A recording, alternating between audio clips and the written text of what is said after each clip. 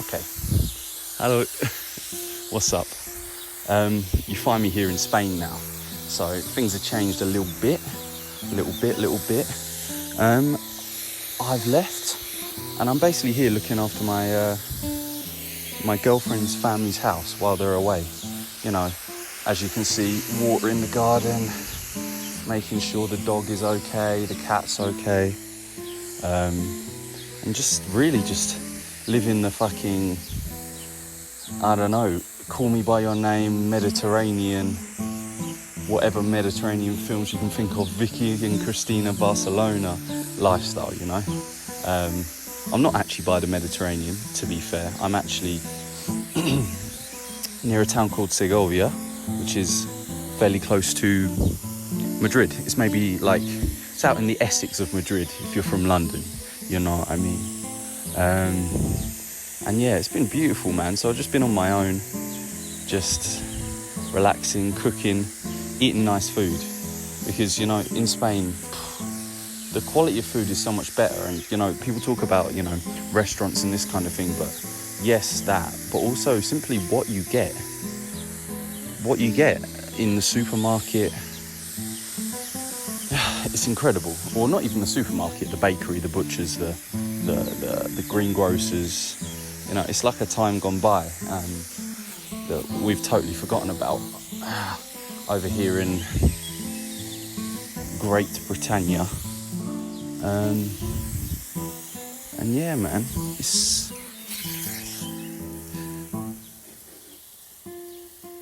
super nice, super nice. I'm just going to adjust my camera right here. And shot, yes. Okay, so yeah, the food, you know, is top notch, absolutely top notch. So I'm just, you know, I've been cooking every night, having asparagus and beautiful tomatoes. The fucking tomatoes. Like, imagine if tomato was meat. The ones we get in the UK are like nasty pork, just about to be gone off, and the ones in Spain are like the finest steak.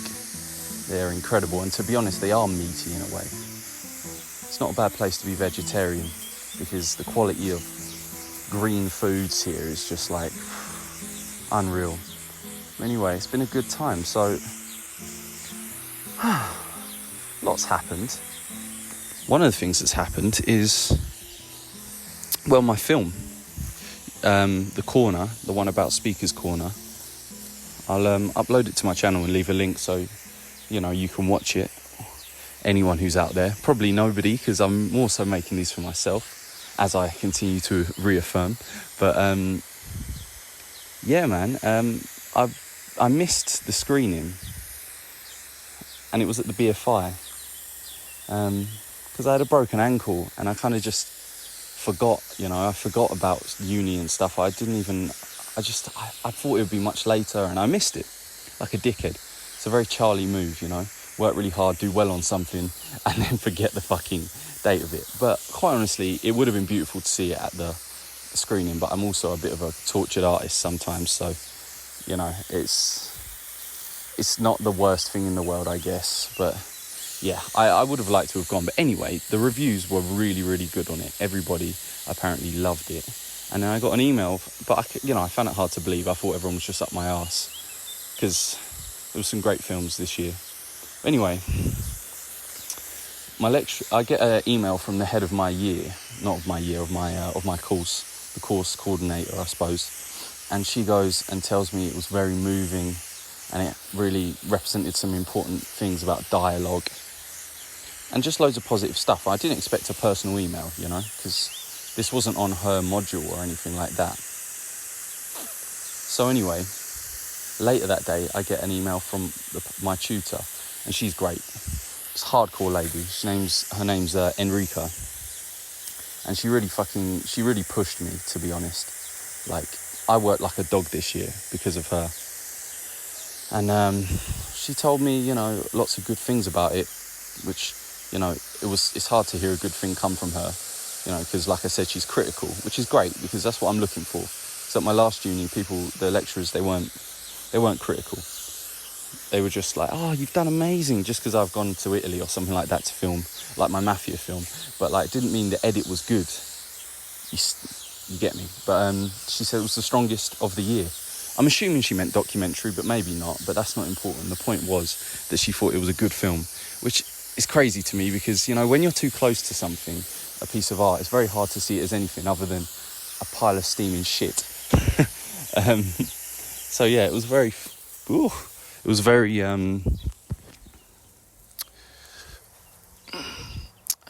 I guess, fulfilling is how I'd describe it. Made me feel good. Like, wow, this is, you know, I did something good. So anyway, now I'm looking to just get back to, well, working, I guess, get to work. So I've got, I need to submit it to some festivals, although I think I've missed most of this year's festivals. But that's fine. But yeah, I'll tell you about this film, man. Like, literally. So it's at Speaker's Corner, and Speaker's Corner is every Sunday, and it's a place people go to debate. And just nobody, you know, it was so hard because, all right, I'll take you through it. There was one person, the sound guy. He barely turned up, and when he did, he really didn't know what to do, and he didn't turn up to training. To the point where on one of the final shoots, I had to get my girlfriend, a non-film person, to go and do the audio. So as you can imagine, that was a bit annoying. But you know, it's how it goes.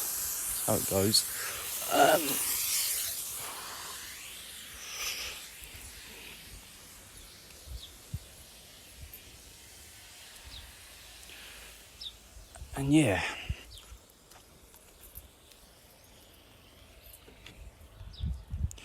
Where are we?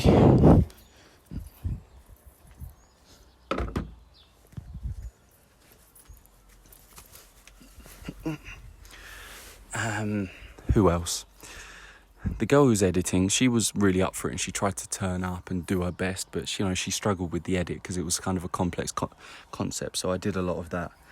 Oh yeah, and with the sound, I had to set it all up all the time, or a couple of other people sometimes helped, but it was always just this fucking endless.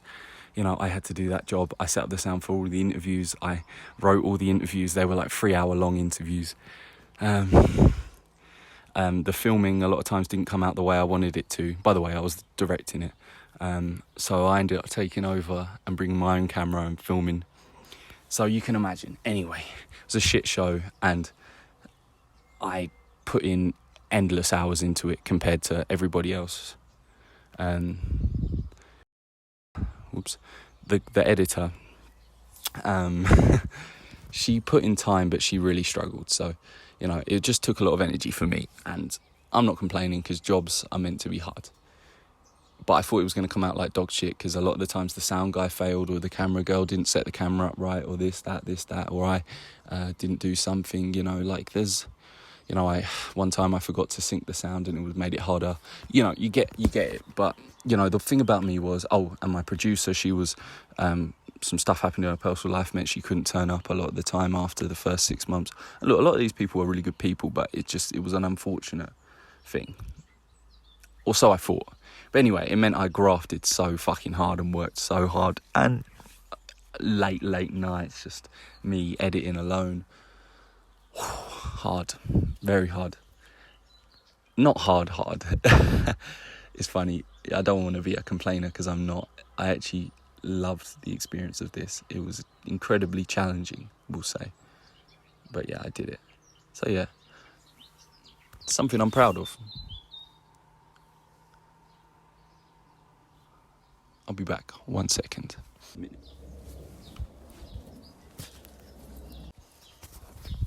Okay, so we're back. I'm actually having a low blood sugar. I'm diabetic, by the way, so I might sound a bit weird. I'm not seem that happy, but I'm actually okay. So yeah, let me drink this for health. So anyway, yeah, I think because I was having a hypo, which makes you talk a lot of shit sometimes. The point is, it was a long, drawn-out process getting this to happen and to work. But yeah, I felt like I learnt so much and I was taught so much, because it's so hard to sometimes find a person who's going to criticise you properly and just push you to the... Because you've got to be pushed to a far extent to do well. Now, I'm in this perfect place to film, right? And I haven't been filming. And, you know, it's a little bit silly of me, isn't it? I have this thing. I clearly have a bit of a problem with procrastination. And that's okay, because today we're filming, and that's the point. Because I want to get into this routine of, if nothing else, filming things like this, just me, camera, talking, whatever, but just making memories of my life, because it's so, so important to have those for me. I feel so much joy when I look through an old, you know, box of photographs that I took, or somebody else took even. And this is so personal, and it's so joyous when you get to look back, because I've made stuff like this in the past, and I'm always so happy I did when I look back on it, you know. So yeah, it's really cool. I've got the contact of a place called Productions. Pardon me, it's the Coke. I wouldn't usually.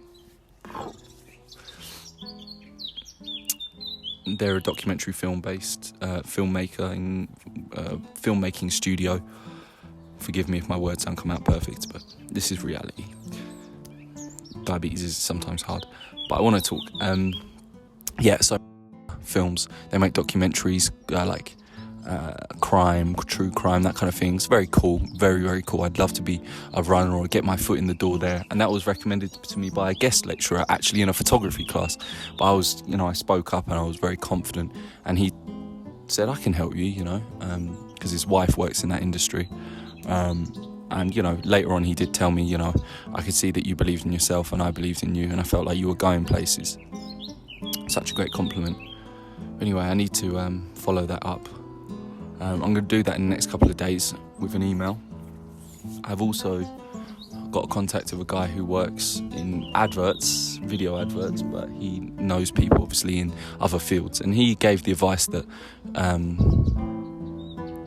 you should always try to, even if it's being a runner, be a runner in the exact field you want to do, i.e., you know, documentary. So yeah, this is like a nice week where I've got about a week left until they come back, where I'm literally alone, so I do have the opportunity to literally just focus on that. Easier said than done, of course, but I can, and that's nice. But if nothing else, this week is a nice time for me to be, you know, amongst the countryside and just, you know, doing a bit of living, I guess. It's beautiful. I'm having an absolutely wonderful time. It's just, I mean, what more could you ask for? A whole house in a beautiful part of Spain, summer. There is a heat wave, so it's pretty dangerous to go out, you know, walking too far, which I did, and I did start to feel pretty fucked, because I'm a giddy. I'm English, you know, so I do dumb shit like that, but, you know, we're all good, and nothing happened. I just felt a bit dehydrated. But I can't imagine those people who go out drinking all day in 40-degree heat. It's just like, it's just a one-way ticket to disaster. But yeah, that's my update. I'm here, I'm in Spain, and I want to make a video tomorrow too.